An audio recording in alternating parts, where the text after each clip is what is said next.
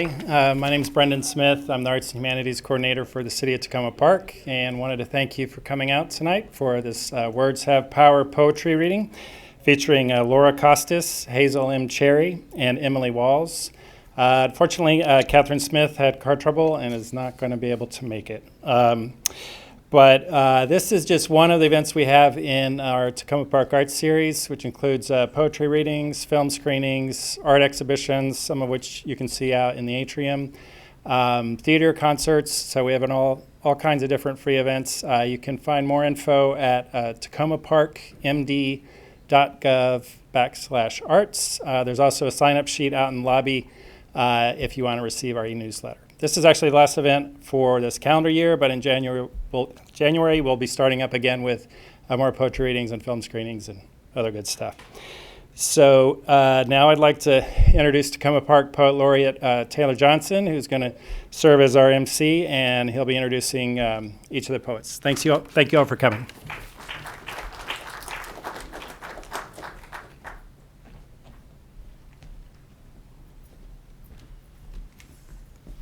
Good evening.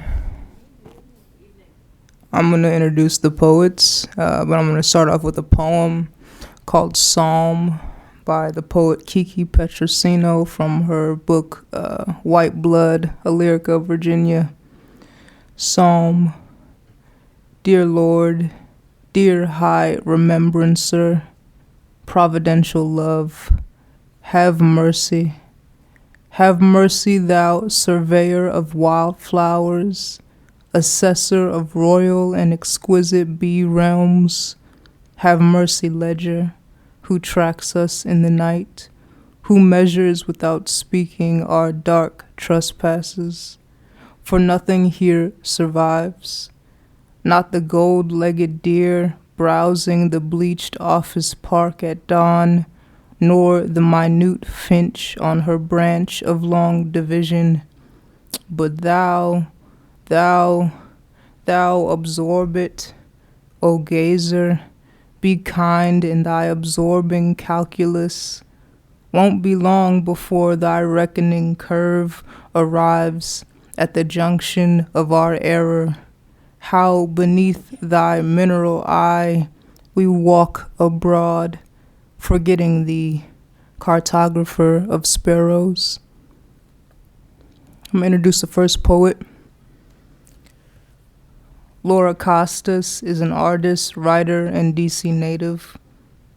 She'll be sharing new poems and work from her third book, Ariadne Awakens, Instructions for the Labyrinth, which was published in 2021. Help me welcome Laura Costas.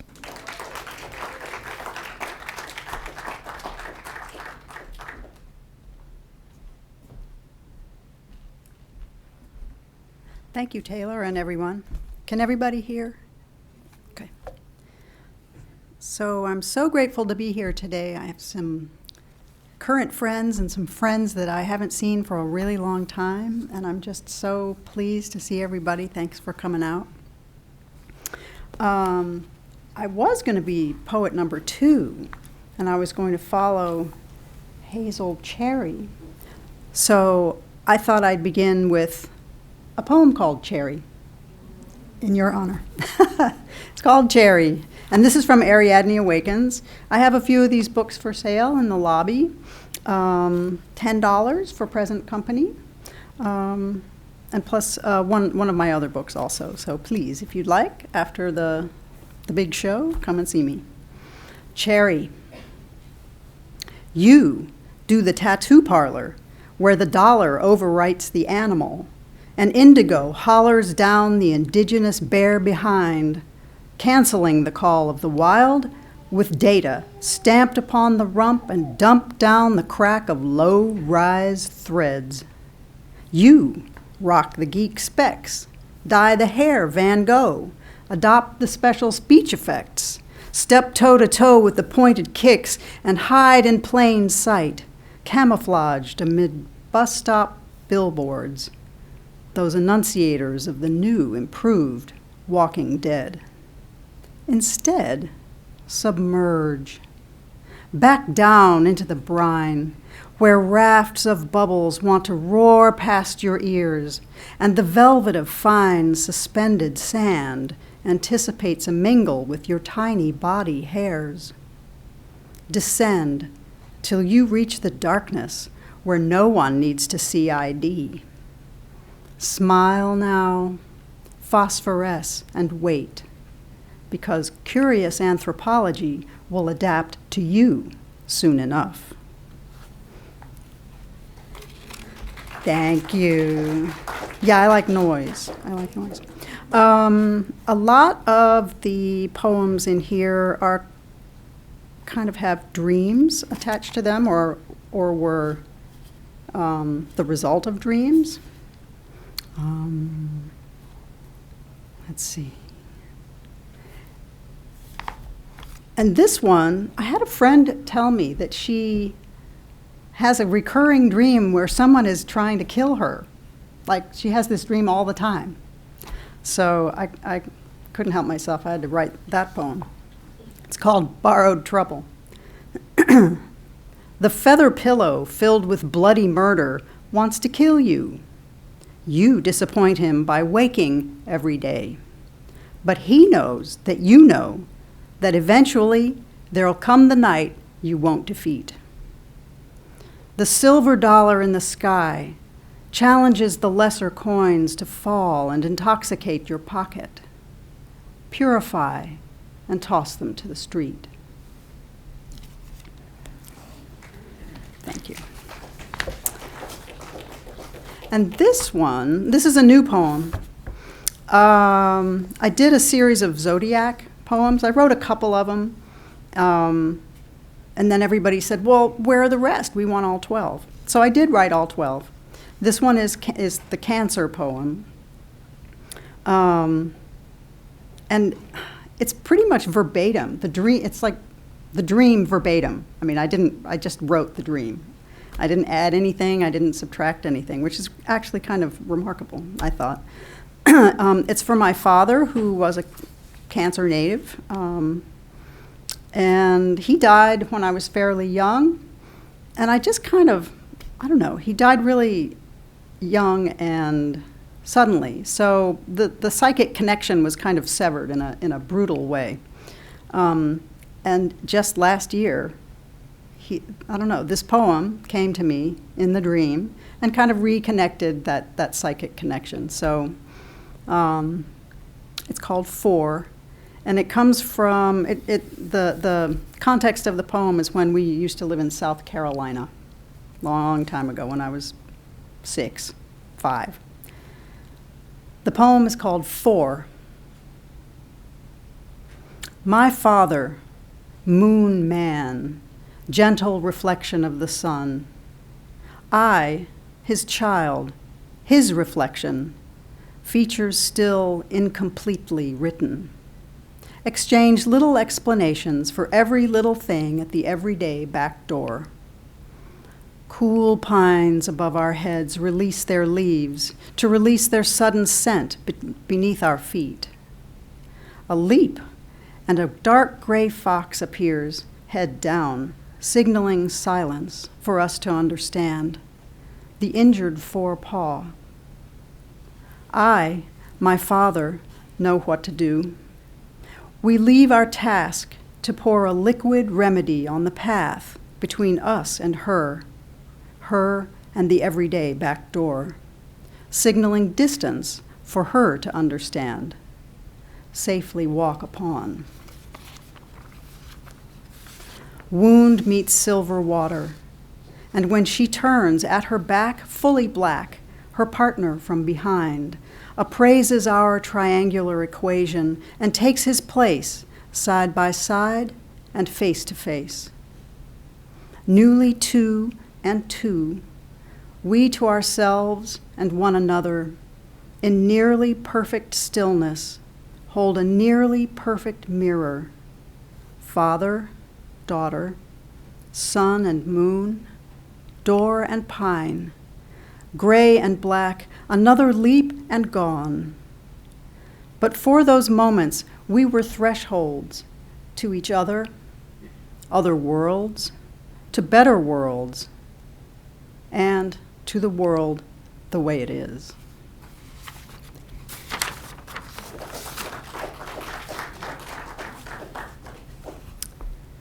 I know some people in this room might remember the local band called Tiny Desk Unit. I wrote this poem for a member of that group, Susan Mumford, an enigmatic friend, to say the least. Anyway, her birthday was yesterday, and I had been thinking about her, so this poem is for her. We shared an interest in space and planets, and she passed just on the eve of a very close passing of an asteroid. So I don't know, she just like hopped on the asteroid and split. Spacecraft. A doe the color of iron steps out of the dripping woods to place a finely wrought foot on the desert pavement of your sidewalk. You may offer your hand, but in it she will place a question that you can't answer, try as you might. It's a start. You pass an evening beginning at dusk, amid smoke and conversation. It's effortless, ephemeral, yours, until, alert to the near-Earth passing of an asteroid, she lifts her tail and sails. The hum of the sun, who spent his entirety last night, but is fully back again this morning. How does he do that? The hum of the sun will carry you on. Apply to Neptune for tears. Thank you.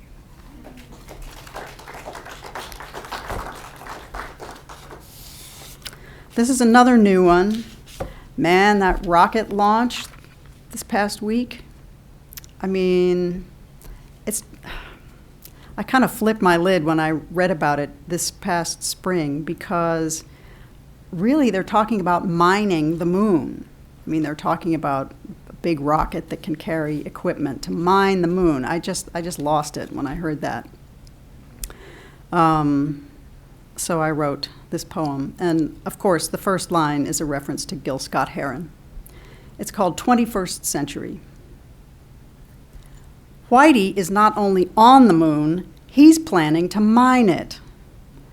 When will we simply abandon him? Meanwhile, the stars sneak in under closed doors, and our clothes drift toward the corner. Naked homemade laughter like little bells leaks out to join the air, already hectic with spring business and all the lives of others. Creamy off-white curtains billow at our window, the confident and comprehensive answer to the question, what is to be done?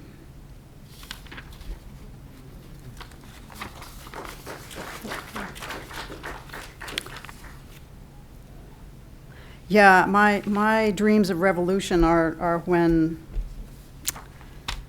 the system that we have just becomes irrelevant and we don't need any bullets or bombs. It just coasts to a stop and we come up with something better. Another new one. My brother lives in Vermont, up at the Canada border.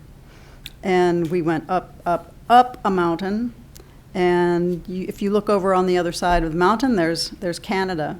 You stand kind of just at the border. And at the border, they've cut through the forested vegetation about a half a mile, so it's just like this golf course grass in the middle of the forest. And they have sensors there to make sure nobody walks from one place to the other. And they call that cleared area the slash. So this is called At the Slash. The tender intersections of all the ephemeral lines in the sky, on the map of the mind, release. The little Crayola squares of blue and green, playthings of latitude, longitude, colonial, indigenous, stray off the sphere, unsupervised.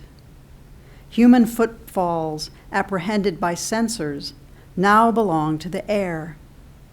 Compasses searching for iron merely tremble with haphazard joy. Today is not yesterday. The boundaries of your nations ease into irrelevance, as soft to us as they are to the crossings of the balsam-scented clouds.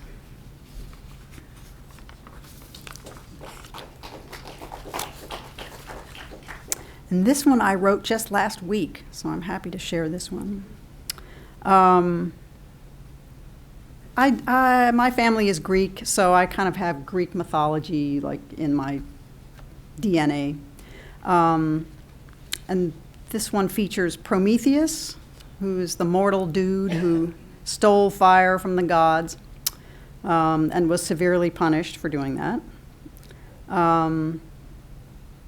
You often hear his story, but you often don't hear that Athena was the one that kind of opened the back door for him to steal the fire, so she gets the assist in this one. And his name means the foresighted one. Local hero. Prometheus, making a joke about the neighborhood crazy dude who stomps the sidewalks yelling at the air, cadged a smoke from the cops idling at the corner. Smiling as he blew his first draw, he said, "You all have a nice day now," and tiptoed across the dry, crew-cut suburban yards. He checked his watch and said, "Man, I've got work to do downtown. I've got to bring mathematics and navigation to the people." Pandora's bus, heavy with commuters dressed for sacrifice, pulled up and opened its doors, but he waved it on. "It's dope and all, but what we need right now is an abrupt technological revolution." And with that, he gathered the color wheel from out of thin air. He placed it firmly against a wall upon which a sign reading, "Do not enter," hung. He pulled the ember from his lips and touched the color alight. The flames spread in graceful, furious, fractal waves. Mountains of sweet smoke billowed toward the sun. Uh-oh, sirens in the distance. Tapping the brim of his cap to his main uptown comrade Athena, Prometheus flew from his chains forever, because the fire belongs to us all.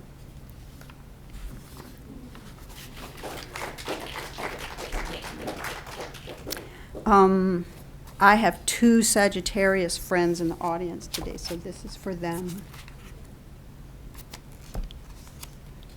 This is from Ariadne. So Sagittarius, of course, is the centaur of the zodiac, half man, half horse, beast, kind of a shaman vibe. Big ideas, wide horizons, fire on the move. So, Sagittarius. You will please notice that I am half-hoofed stock, all stomp and foam and full of charge. My other half is a man, a manly man. Lean back, six-pack, strike and strive. In my hands, a contradictory bow, ever ready to send an arrow beyond myself. Check the burning tip, designated not for flesh, but for the far out, the straight ahead. It's perpetually perfect, since the release that puts history in motion never comes. So, when half animal, half man walks into a bar and says she's a woman, be prepared. She'll pull up in feathers, harness leather, greasy wool. She'll order flaming cheese. Better bring your shovel. Her stride will be excessively wide. She'll look you too long in the eye and smile a slightly hyperglandular smile before telling you the giant fact. She'll say, "This world was made to bend in. And so it is. So I have, to wrap it up, 3 Takoma Park poems. The first one, I don't live in Takoma Park, but I live in Mount Rainier, which is close by, and I'm here a few times a week. And one of our favorite destinations here is Rhizome. Everybody know about Rhizome? Rhizome is a great little house that is commandeered by music and workshops, and it's just very cool. It's of the people and by the people, and I just love it. So we were, like during the pandemic, we were very happy to be in a venue of any kind, listening to live music anywhere. And it was dusk. It was kind of nice out in the summertime. And dusk was falling. And at that time, Saturn and Jupiter were very close to one another in the sky, so it was kind of special. This one's called Jump Out. The sky is under new management. At dusk in the trees, the cicada orchestra releases the moon to the crickets at the curb. We leap from our vehicles at the intersection of boom and squeeze and scan the streets for lions. Thank you. Yeah. This one's called Psychic Operations While Driving Home. I slalomed right through all the parking meters to the no parking zone. I wasn't planning on standing still, but code enforcement demanded a mitten anyway. Damn. Laugh at your jailers, he advised. Let your spirit coast across the signs and signals. Further down the road, here are the Sisters of Mercy, who will shelter you, but they will also take your baby as payment. On the radio, to put a definitive end to these affrontive impersonations, the true authority appeared. The threading violin follows the crystalline voice so closely. That's it. And finally, so I was driving home from Takoma Park to Mount Rainier, and the sky looked like this. It's called The Bending. There are whales in the sky. The last of the day's sun presses up brilliant, flat, white bellies. The higher-ups' downward pressure, a strongly moral force, rounds down dark, rain-child backs. These repel at a blurred seam. My little ship, too dim to panic even at this certain sign that the world is ending, skims across the chop toward home. Thank you very much.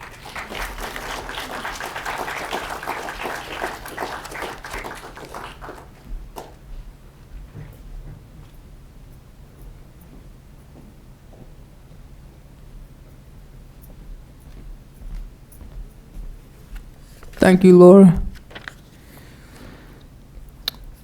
Captivated by art, nature, and the senses, Hazel M. is a storyteller who seeks to empower women to love themselves and chart their spiritual paths with authenticity and freedom.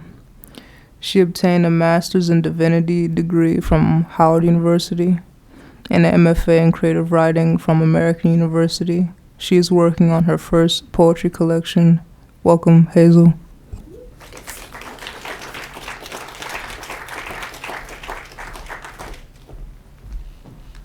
I love your voice. Just reading. Good evening to you all. I'm really happy to be here. Happy to be outside. I have a 3-month-old, and so I spend a lot of my time listening to him, watching him grow, and just stuck in the house with a lot of crying. So whenever I get a chance to be out, it's really beautiful. This first piece is called Life's Muse, or I sometimes call it I and the Rhythms. I dream in jazz, a mixture of sassy, high-pitched notes brassy drum beats and melodies of saxophone reminding me of my ancestors' tongue. I live in hip hop, a mixture of raw truth, crass contradictions, truth-telling and telling lies, reminding me that we gonna be all right. I make love in rhythm and blues, a mixture of tenderness, pain, silky soul sounds, unravel broken hearts, reminding me that for my melancholy, I need not be ashamed. I find myself in gospel, a mixture of inspiration and gratitude, teary eyes and lifted hands, lament and praise, reminding me that love is the way. I connect in nature, a mixture of cricket melodies, bird chirps, and ocean waves, reminding me that we are one and the same. Thank you.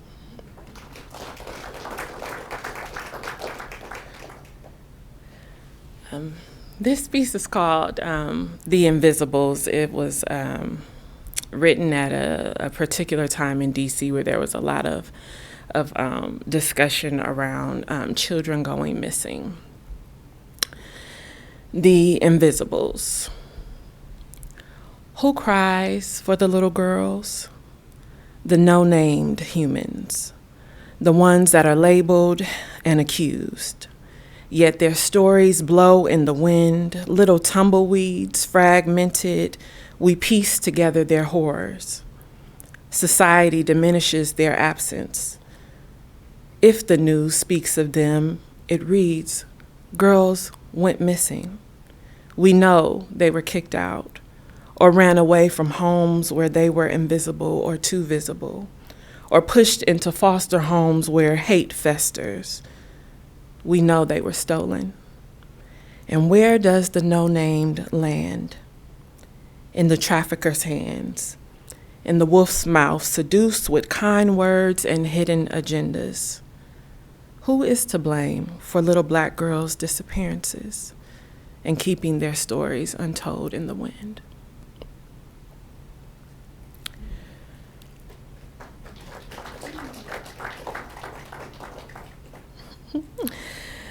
So my background is in religious studies. I'm an ordained minister, also a creative writer. And so I write a lot about the personal experiences of really leaving traditional Christianity and kind of finding my own way and charting my own path. So this one is called Your God is Too Small for Curvy, Thick Girls Learning to Love Their Flesh. Tony says, love ain't thin. My thighs are full of meaning. My hips carry the brute force of the world. I work hard to fit in my jeans. It took me years to see God in my reflection. And you mean to tell me the God you preaching don't want women to love the glorious bodies he gave them? Your God sounds insanely moody. Needy even.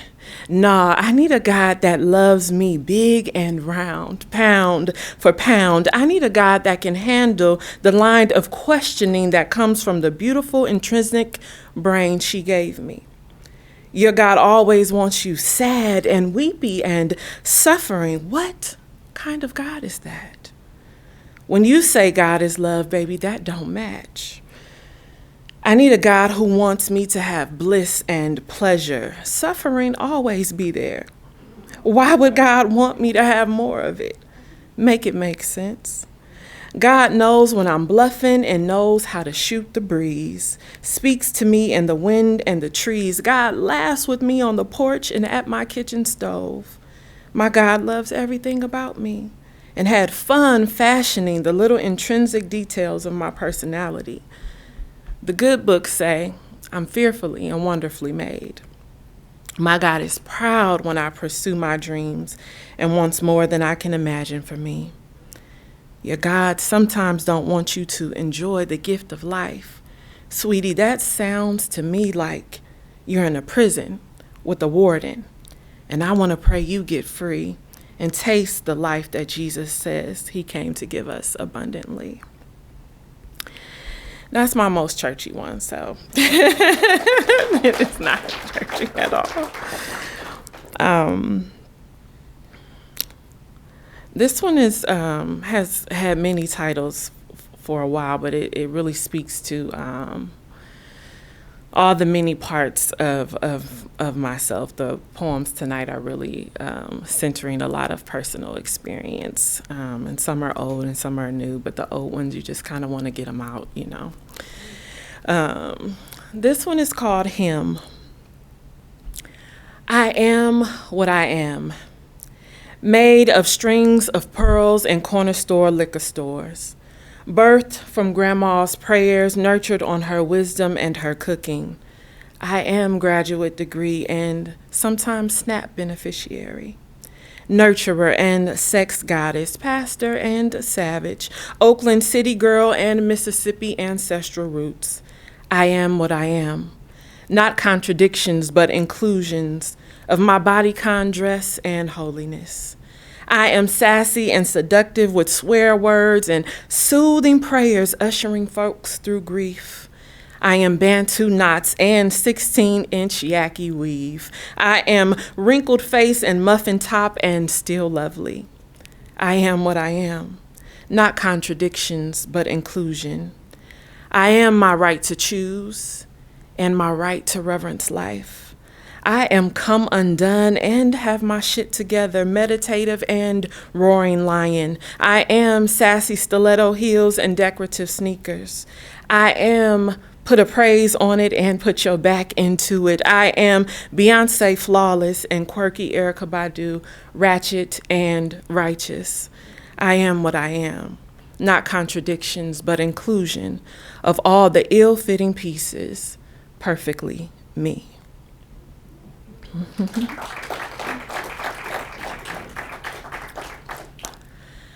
This one is called Come Freedom, and it's a little bit of symbolism of like the natural hair journey with Black women. Come freedom. Freedom belongs to the ones who grab it by the ponytail and snatch its edges. Hold on, your life depends on it. It is for those who take up their armor daily and fight. Slick back those baby hairs of microaggressions, press out those kinks of white fragility, and enjoy the malodor of them being fried. The clapback is your protective style. Wear it with pride. When you're ready, truly ready to sever those ties to white dominance, you'll big chop the sunken place. You'll watch those shreds fall and stand in awe of just how free you were all along. And this one is entitled Black Woman. I am not ruined. I am overworked. I have danced 1,000 rhythms with my thighs, gave way to galaxies from my bosom. My sweet nectar has nurtured 1,000 children. I have made meals to feed the systems discarded, protested at rallies until my voice could no longer shout. I am not your backbone. I am your foundation, and I am weary. I made an altar to praise the Orishas and glean wisdom. I helped to lead you to your wholeness at the expense of my weakened bones. I am not an anchor. I am a survivor. They drank from my chalices, made supple honey from my words. I am not a homemaker. I am the home.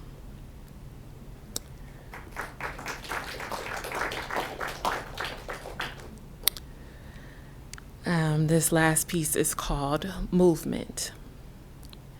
She danced with fervor, moving like water. Her hips brought forth moons and her eyes glistened like the stars. The moves poured out of her like wine, sweet and tasty and seductive.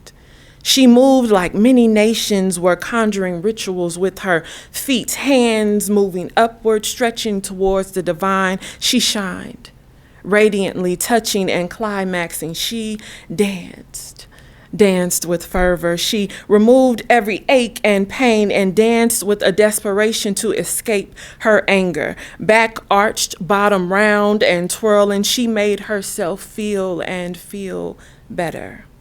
Wet with sweat, water dripping from neck, exhaling, swelling and gyrating, arched toes and heels twirling and spinning. She used every inch of her being, making music with her thighs, pushing through despair, giving birth to an ounce of joy, feeling the ground under her feet, moving to beat after beat. This was her offering to the gods, her body, a lively sacrifice, losing herself in the sounds, releasing doubt, fear, and inhibitions, even if only for a moment.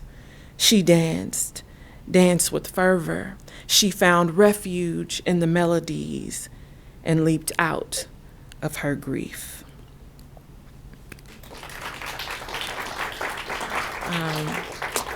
Sorry, you know how you at church and the preacher says, I'm done, but they not really done. I do have one more that I forgot about. This one is called Coded.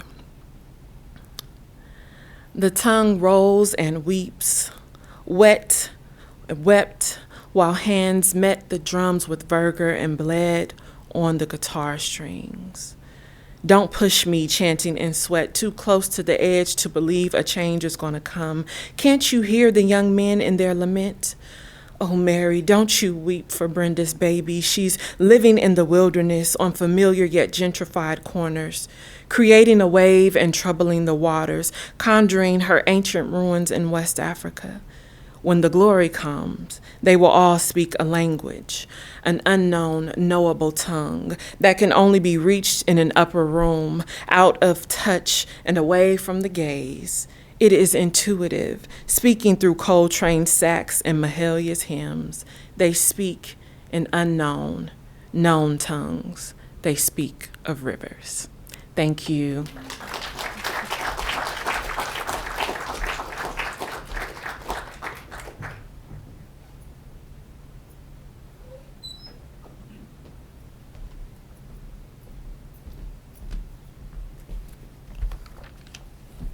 Thank you, Hazel. Emily Walz is working on a chapbook, and her poetry has been published in the Ma La Literary Journal in China. She won the James Wright Poetry Prize in 2013 and second place in the Bethesda Magazine Poetry Contest in 2018. Welcome, Emily.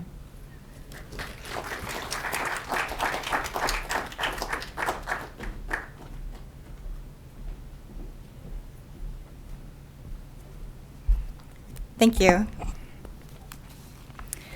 So I have a half a dozen poems to share with you tonight, but first a little about me. I'm a Midwesterner at heart and an ex-China expat, a sometime book reviewer, an occasional food critic, but most proudly a retired college radio DJ. So this first poem that I have to read for you tonight is the poem that I sent into the Bethesda Magazine Poetry Contest in 2018, and it is called Still Life. Like a 1930s painting, bodies elongated, geometric, stained with light. Your tongue a swirl on my neck, limbs sharp angles. Green sheets, orange walls, a world map in antique colors. Your t-shirt, Prussian blue, pulled off overhead, abandoned on the pale wood floor.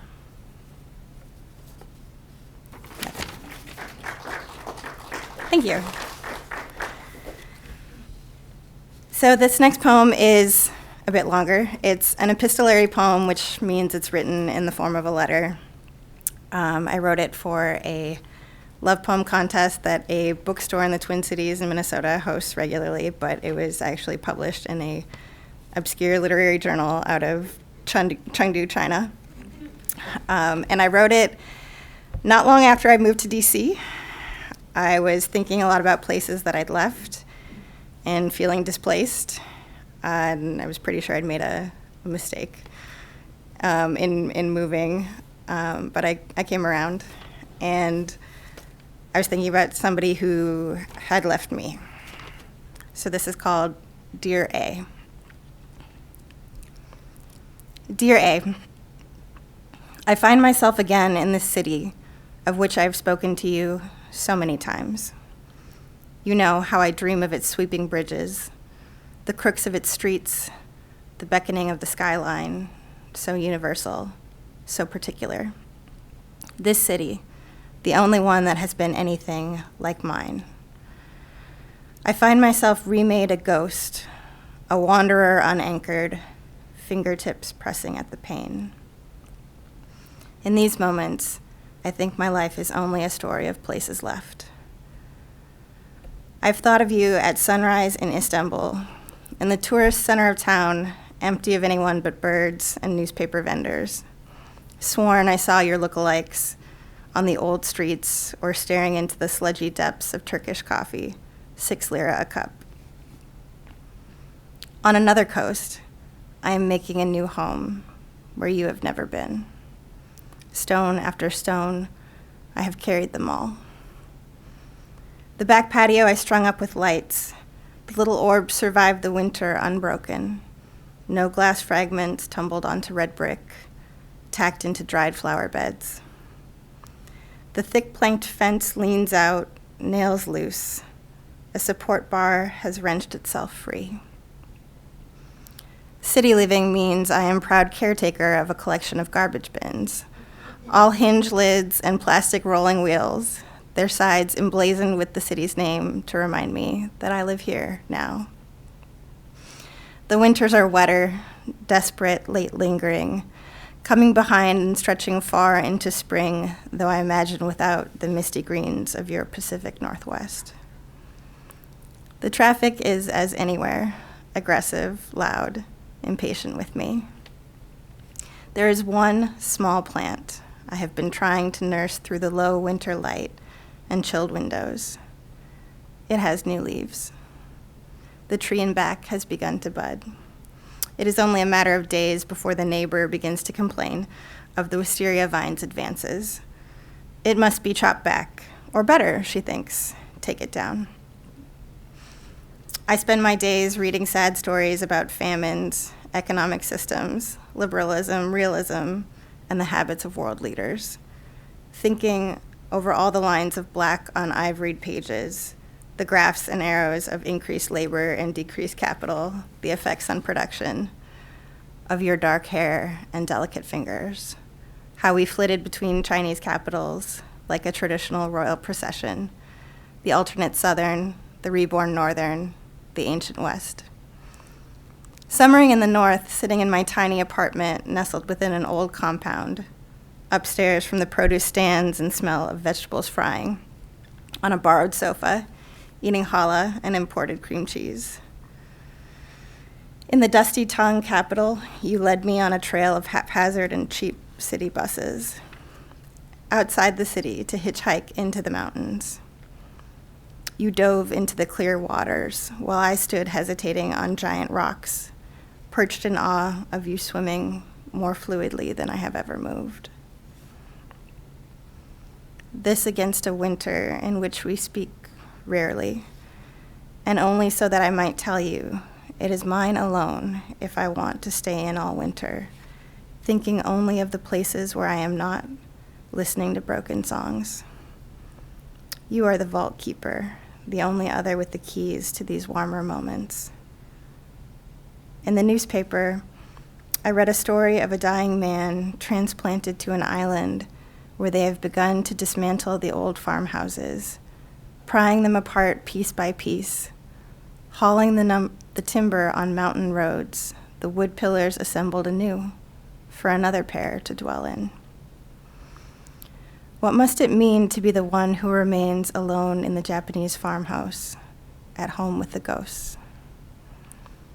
I have said so many times not to write. Yours is the letter I wait for. E.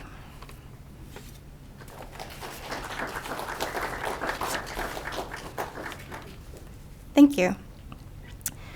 So in February of this year, there were a series of fatal mudslides in Quito, Ecuador, just as somebody I loved was supposed to get on a plane and come here. And so this poem is called Serrano, which is the name of a pepper, but also what you call someone who is from the Andes. Serrano. It is only after watching the videos that I understand how a flood becomes a landslide, tugs cars along its current, tows a person under. How mud wraps around the ankles, fills the lungs, crashes the skeleton, so delicate, these bones, into something unforgiving, a dumpster, a tree, a house. How the ground loosens with the rainy season in your mountain city, helped along, you tell me, by developers carving out the hillsides. I, prairie child, have not before considered what a torrent of swirling earth can suck away in its path, what it leaves behind. How frightened, how relieved I am when you turn up on my doorstep, dirt still on your shoes.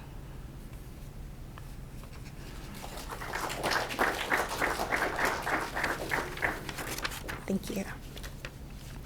So the poet Martina Espada has a really beautiful and brilliant poem called After the Goose That Rose Like the God of Geese. And it's a poem about grief, but it's also a poem that plays with anticipation and timing. It stretches its lines and uses preposition after preposition. So after this, after this, after this. So you finally arrive at the moment. And this poem I wrote in homage to that poem. And the backstory is my family spent a lot of long months caring for my dying grandmother. And after she passed, my parents came out to visit me, and it was cherry blossom season, and I wanted to take family photos. So I dragged my entirely unenthusiastic father along with for a pop-up photo shoot. My mom was there too. And so this poem, he didn't even know how much money I paid for those 15 minutes, but he would have been horrified. But the poem is called, I Know You Would Have Preferred to Be Doing Something Useful, or It Is All Too Fleeting. After she stopped digesting anything that could hold solid form at room temperature, after I learned to let the deep purple popsicles thaw lightly before chopping them to bits, after her chest stopped heaving, no sign of the sudden deep intake, just a lengthening, inevitable silence.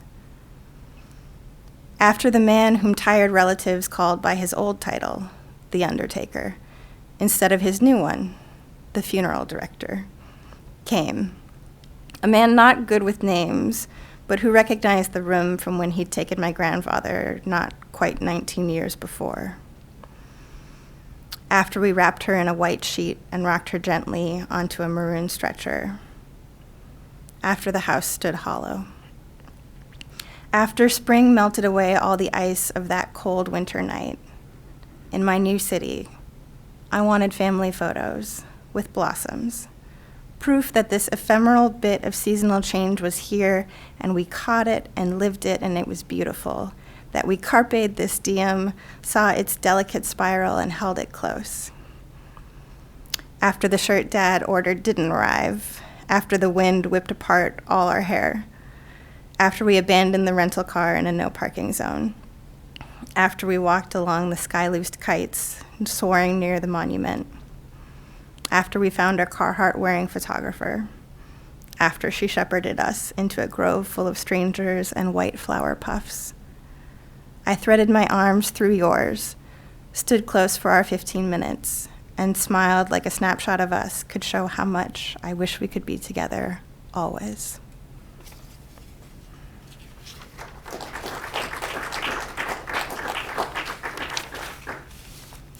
Thank you. This one is called Plurality, and it's about biking the city at night. Night sky, dark plush velvet, plus street slicked back Elvis hair with just a touch of shine. And I am swimming in a sea full of fish gone to sleep, and there is something unparalleled, being conscious moving in a place of teeming humanity, so still, so silent, so full, so empty, everyone tucked away until the day changes. And you, the only one, full witness, the one moving alongside heaving buses, taking their metal body burdens back to the yard to rest, all squeal and sigh, too many wheels. You, with just two, skimming along the road, almost wet. This road that in day is too skinny for comfort, at night relaxes open, exhales wide, and there are no cars coming behind. Just one cross street with headlights catching as it bends backward, finds a space to sleep. And here you are, dear frozen in its beam, even now wondering how to move in this modern environment. Thank you. And this is my last one, and it is something I wrote maybe 15 years ago, and I think it's maybe the only thing that I wrote in my early 20s that I still like. So it's called Going. From here we cannot go back, cannot give back the things we have taken. And this makes you both my co-conspirator and the one who will turn me in, will turn me loose, loose woman that I have become. Thank you.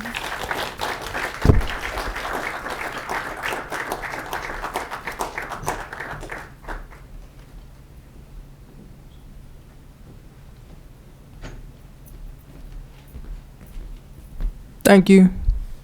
Thanks, Emily.